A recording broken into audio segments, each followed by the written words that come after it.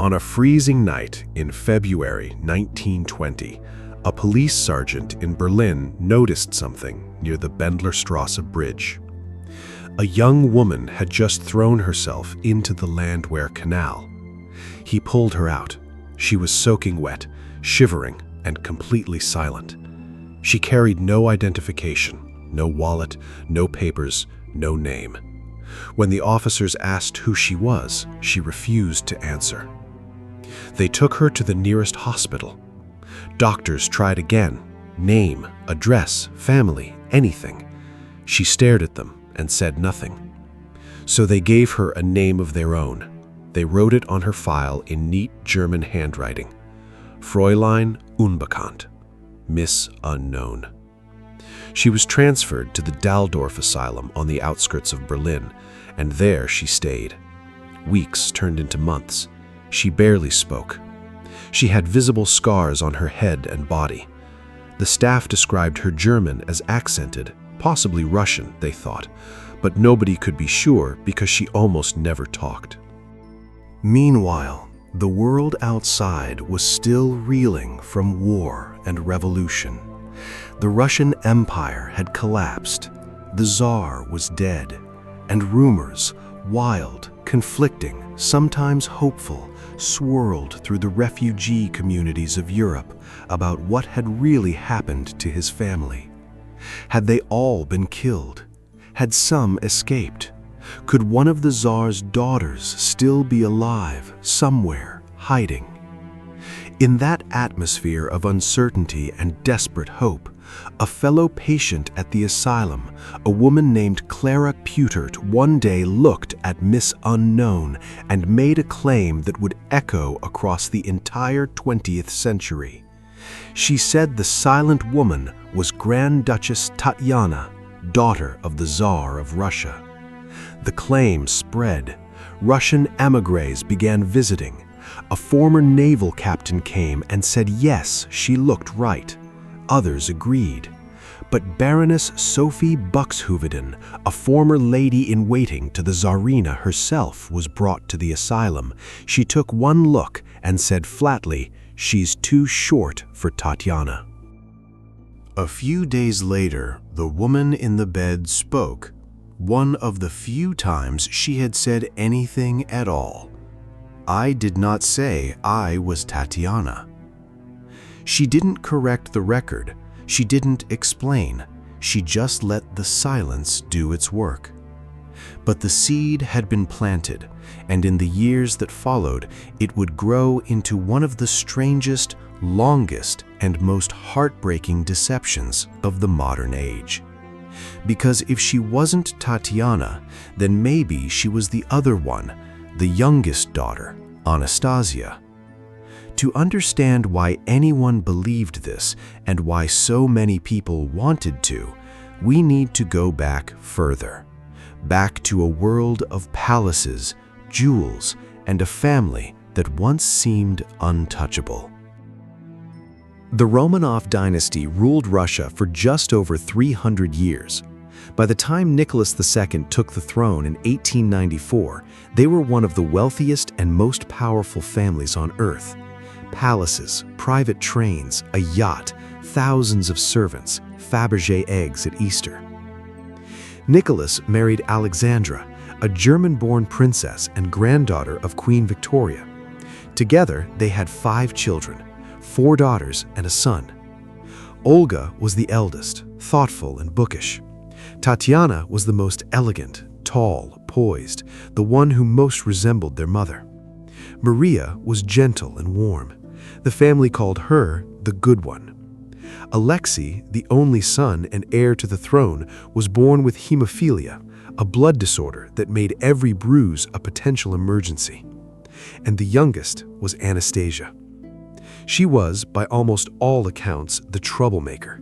She climbed trees, played jokes on the tutors, hid under tables during lessons, and once tripped a servant on purpose just to see what would happen. Her father called her Schwibzik, roughly Little Imp. There's a famous photograph of the 4 sisters taken sometime around 1914. They're sitting together on a couch, dressed in white, looking directly at the camera. Olga looks serious. Tatiana sits straight-backed. Maria has a soft, dreamy expression. And Anastasia, she's the one who looks like she's about to say something funny. But beneath the mischief, there was loyalty. When Alexei was bedridden with one of his hemophilia episodes, she was often the one who sat with him the longest, reading to him, or just keeping him company. She was not a political figure. She was not a symbol. She was a teenage girl who liked photography, chocolate, and making people laugh.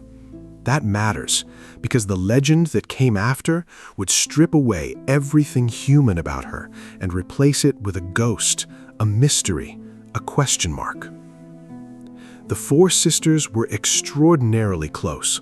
They shared a nickname, OTMA, formed from the first letters of their names. They signed letters as a unit. They shared bedrooms. They lived in a golden bubble, insulated from the earthquakes building outside.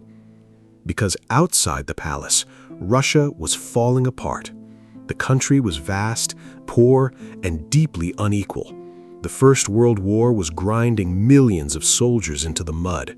Food shortages, strikes, and unrest were building to a breaking point, and Nicholas, kind in private, indecisive in public, was losing control of everything. In February 1917, revolution came.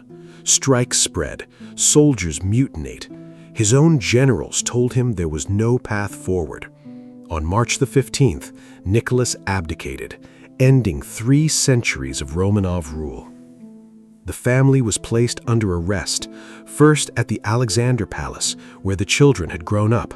Then they were moved east to Tobolsk, a remote town in Siberia.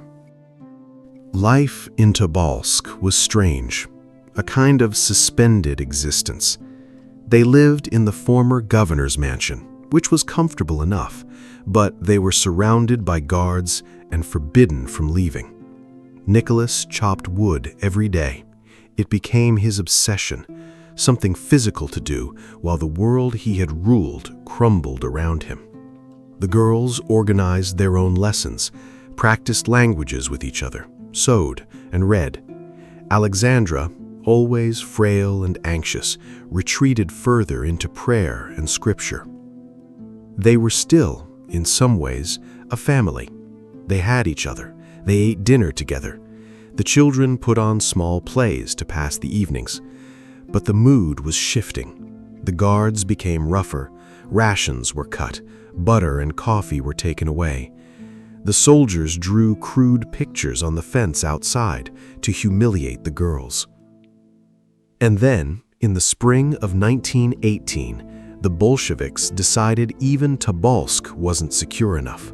The family was split up. Nicholas, Alexandra, and Maria were moved first to Yekaterinburg. The other children followed weeks later, once Alexei was strong enough to travel.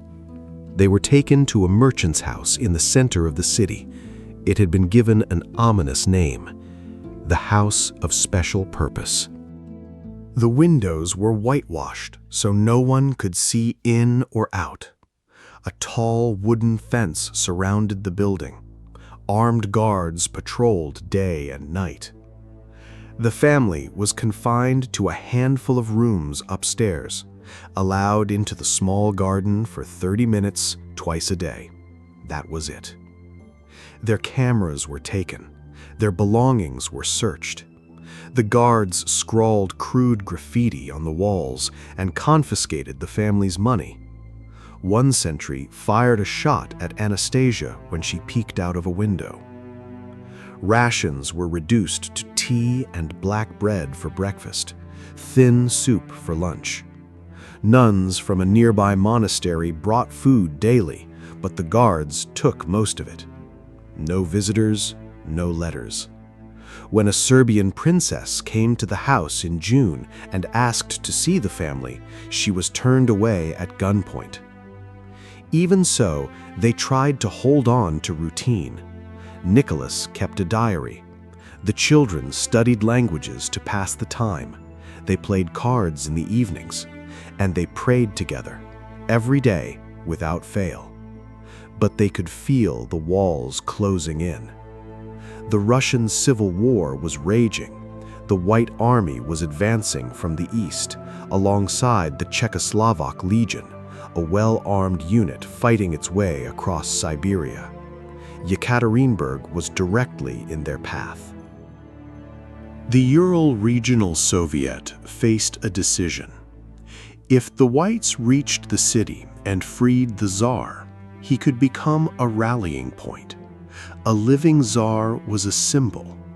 A symbol was dangerous. On June the 29th, the Soviet agreed. The entire family had to be eliminated. A new commandant arrived, Yakov Yurovsky. Quiet, methodical, a former watchmaker. He replaced the previous guards with men he trusted, many of them non-Russian, chosen because they were less likely to sympathize with the prisoners. Nicholas sensed the shift. He wrote in his diary, "We like this man less and less." A priest visited on July the 14th and performed a small service for the family. The next morning, 4 local women were brought in to scrub the floors, the last civilians to see the Romanovs alive. Then, in the early hours of July the 17th, Yurovsky woke the family. He told them they needed to move to the basement. There was unrest in the city, he said. They needed to wait until transport arrived. Nicholas carried Alexei, who was too weak to walk. Alexandra asked for chairs. 2 were brought. The family and 4 of their servants, Dr. Eugene Botkin, the maid Anna Demidova, the valet Alexei Trupp, and the cook Ivan Haratonov, filed down the stairs into a small half-basement room. They waited. Yurovsky came back in with a group of armed men. He read a short statement. Nicholas barely had time to respond before the shooting began. 11 people died that night. The Tsar, the Tsarina, all 5 children, and the 4 servants who had stayed with the family until the end. What happened next was almost as terrible as the killing itself. The bodies were loaded onto a truck and driven into the Koptyaki forest, about 12 miles north of the city. Yurovsky's men stripped the corpses and attempted to destroy them, first with sulfuric acid, then with fire. They tried to lower some of the remains into an abandoned mine shaft, but the shaft was too shallow and the plan failed. So the team moved the bodies again. They dug a shallow pit in the middle of a muddy road, laid the remains inside, poured more acid over them, and covered the grave with earth and railway ties. The idea was simple. Anyone driving over the road would pack the ground down further. The grave would vanish. And for over 60 years, it did. The Bolsheviks announced only the Tsar's death. They said nothing about the family. For years, the Soviet government offered contradictory stories, sometimes claiming the family had been killed by rogue elements, sometimes denying they were dead at all. And in the absence of confirmed deaths and confirmed bodies, something else rushed in to fill the silence. Hope that one of the children might have survived. By the time the silent woman left the Duldorf Asylum in 1922, the whisper had changed. She was no longer Tatiana. Now people said she was Anastasia. She was taken in by a succession of supporters. She began calling herself Anna Tchaikovsky, saying Anna was short for Anastasia, and slowly her story took shape. She claimed a compassionate soldier had rescued her from the execution and smuggled her out of Russia. Some believed her immediately, others were appalled. The Tsar's sister, Grand Duchess Olga, visited and left unconvinced. Pierre Gilliard, the family's former tutor, said it wasn't her. Prince Felix Yusupov called her a frightful creature and an adventuress. But one supporter mattered more than most. His name was Gleb Botkin. His father, Dr. Eugene Botkin, was the family physician who had been killed alongside the Romanovs in that basement. Gleb had known the real Anastasia as a child, and he looked at this woman and said without hesitation that she was genuine. It's worth sitting with that for a moment. The son of the man who died with the Romanovs devoted his entire adult life to defending the woman he believed was the surviving princess. He wrote articles, he found lawyers, he arranged her passage to America. Decades later, he would stand as best man at her wedding. He never wavered, not once, until the day he died. Whether that speaks to the woman's convincing nature or to the depth of Gleb's grief, or both, is something no DNA test can answer. And here's what made this story so difficult to untangle. The woman never performed the role the way a simple con artist would. She didn't eagerly demonstrate knowledge of the imperial family. She was withdrawn, difficult, often silent. She threw tantrums. She refused to speak Russian. She seemed fragile, traumatized, genuinely confused. For those who wanted to believe, every inconsistency became evidence. She doesn't remember because of the trauma. She won't speak Russian because it reminds her of that night. She's difficult because she's a broken princess. In 1927, a private investigation funded by the Tsarina's own brother identified the woman as Franciszka Szankowska, a Polish factory worker with a history of mental illness. Franciszka's real story was, in its own way, as tragic as Anastasia's. Born in 1896, she worked in a munitions factory during the First World War. Her fiancé was killed at the front. Shortly after, a grenade accident on the factory floor left her with head injuries and deep psychological damage. She was declared insane in 1916 and spent time in at least 2 institutions. In early 1920, Franciszka vanished from her Berlin lodgings. Her family never heard from her again.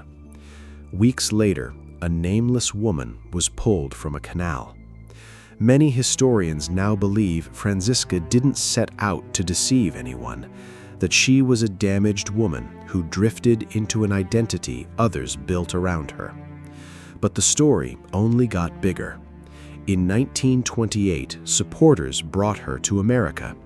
The composer Sergei Rachmaninoff paid for her to stay at a hotel on Long Island.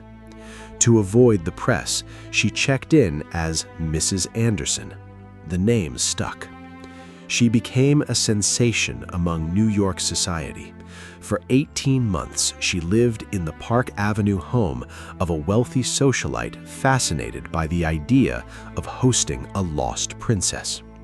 Then the behavior unraveled. Tantrums, erratic outbursts. In 1930, a judge committed her to a mental hospital. She was sent back to Germany. The legal battle continued. Anderson's supporters sued in German courts, claiming she was the rightful Anastasia. The surviving Romanov relatives fought back. The case dragged on for decades, the longest-running lawsuit in German legal history. In February 1970, the West German Supreme Court finally ruled. Anderson had failed to prove she was Anastasia, but the court also said there wasn't enough evidence to prove she wasn't. A legal shrug, enough for her supporters to keep the flame alive. She moved to Virginia and married Jack Manahan, a history professor who cheerfully introduced himself to anyone who would listen as the son-in-law of the Tsar of Russia. Their life together was not a fairy tale. They lived in increasing squalor, garbage piled on the floors, dozens of stray cats roaming the house, the yard overgrown into a wall of briars.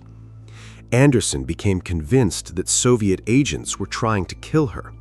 She refused to eat anything but potatoes, believing other food could be poisoned. She wouldn't let Manahan turn on the heat, afraid that gas would be pumped through the vents. In 1983, both of them were found seriously ill. A judge ruled that Manahan could no longer care for her and committed Anderson to a hospital. Within days, Manahan smuggled her out. A 13-state police alert was issued. They were found days later in a field in rural Virginia, living out of Manahan's car. Anderson was returned to a care facility. 2 months later, on February 12, 1984, she died of pneumonia. Her body was cremated the same day. For the most of the 20th century, the fate of the Romanov family existed in a strange limbo. The world assumed they were dead, but without bodies, there was always a crack in the story, just wide enough for someone like Anna Anderson to slip through. That changed in 1979. A local geologist named Alexander Avdenin had spent years quietly investigating old records, local rumors, and accounts from the execution. Working with a small group of trusted friends, he located the burial site in the Koptyaki forest, the same muddy road where Yurovsky's men had dug their hasty grave 6 decades earlier. They dug. They found bones. But this was still the Soviet Union. Revealing the Tsar's grave would have been politically explosive, an admission that the imperial family had been murdered and buried in secret, which contradicted decades of official Soviet denials. So Avdenin did something remarkable. He carefully reburied the remains, marked the location, and told almost no one. He sat on the secret for 12 years, waiting for the country to change. It did. The Soviet Union collapsed, and in 1991, the grave was officially opened. 9 skeletons were recovered, degraded, acid-damaged, but intact enough for analysis. Forensic scientists from Russia, Britain, and the United States went to work.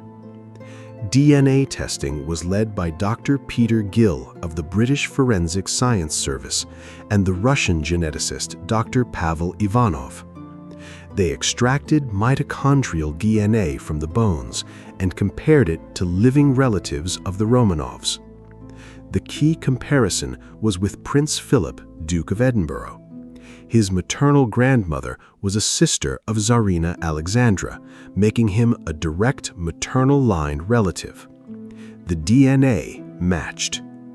The scientists confirmed Nicholas II, Alexandra, and 3 of their daughters, along with the 4 servants. 9 bodies, 9 identifications. But 2 were missing. Only 3 daughters, not 4, and no trace of Alexei.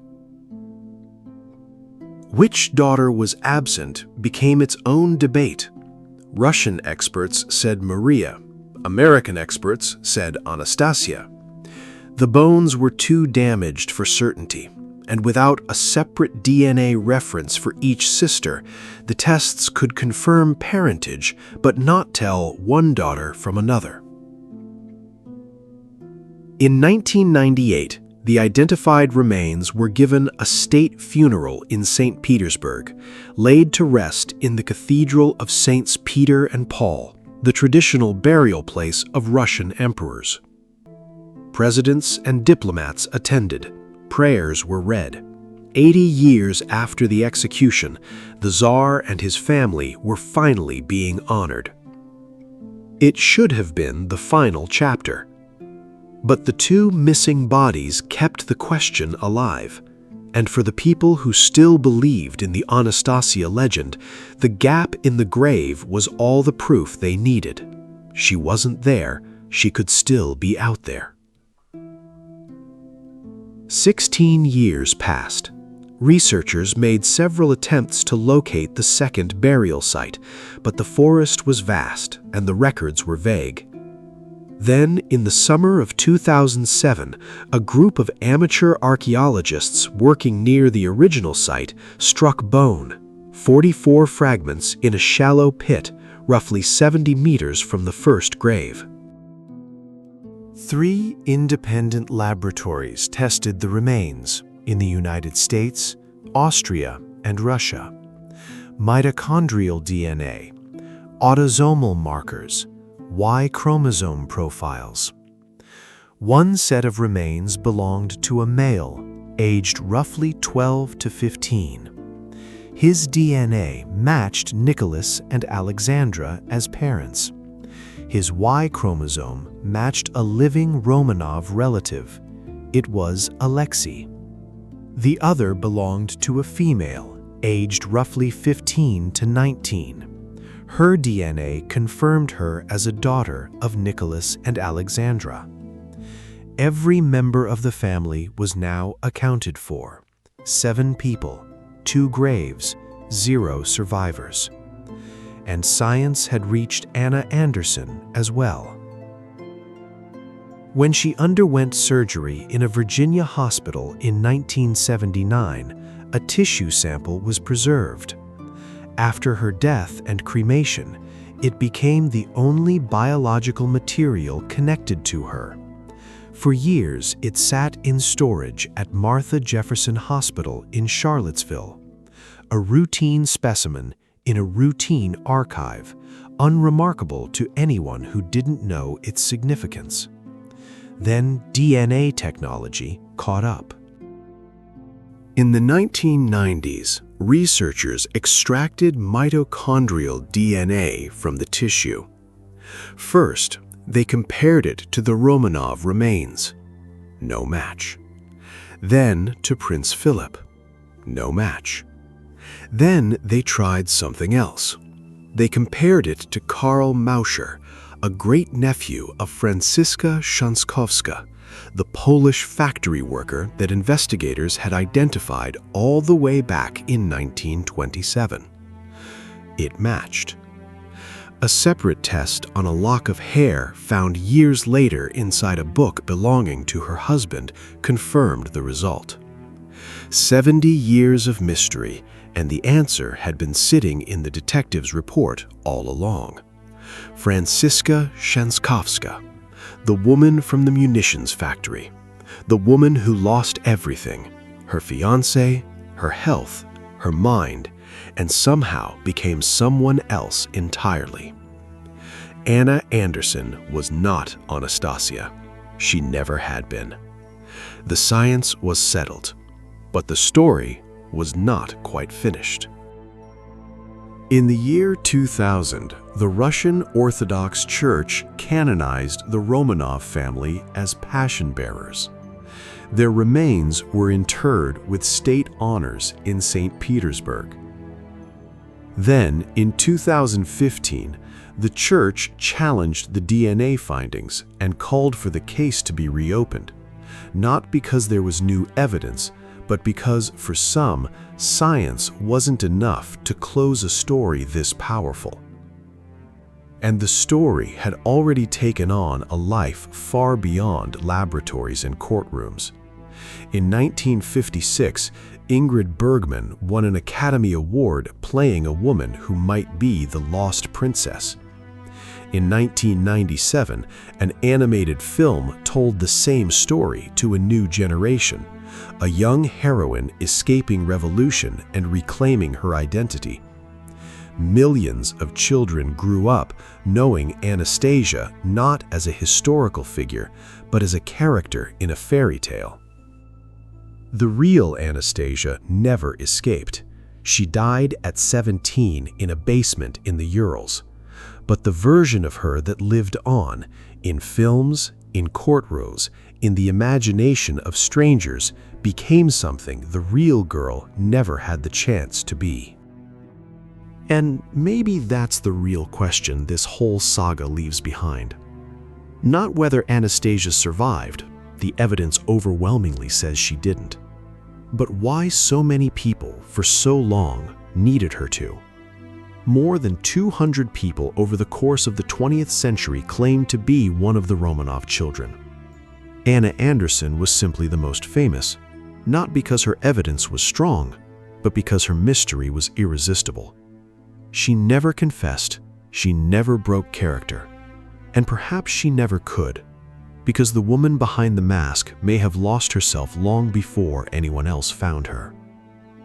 There's a man named Ken Oder who met Anderson in 1968, when he was a college student renting an apartment from Jack Manahan. Decades later, he wrote about that encounter, about sitting across from a small elderly woman who told him her story with quiet intensity, watching his face, gauging every reaction. He said he knew it was probably a lie, but he also said he found himself hoping it was true. And then he wrote something else. He said he was glad that Manahan, the cheerful, eccentric professor who called himself the son-in-law of the Tsar, never lived to see the DNA results, because it surely would have broken his heart. That impulse, that wanting, is the real engine of this story. Not fraud, not deception, just the simple human wish for a better ending. A family murdered in a basement, children who never grew up, a dynasty erased in a single night. Or, maybe, one girl who got away. The science says no, the DNA says no, the bones say no. But for nearly a century, the world said, what if? And sometimes, what if is the most powerful story of all.